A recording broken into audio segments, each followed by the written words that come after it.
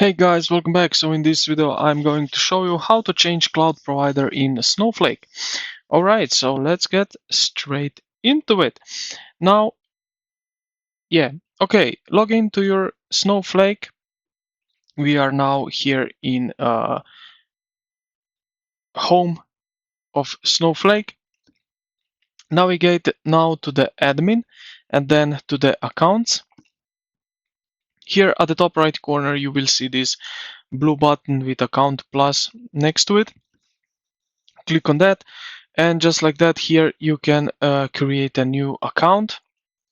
So you can select from these three options.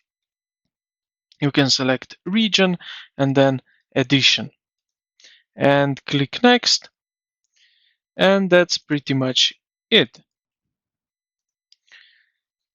And yeah, I hope this video helped you out. If you did, consider to like the video and subscribe to the channel. Thank you for watching, and I will see you in the next.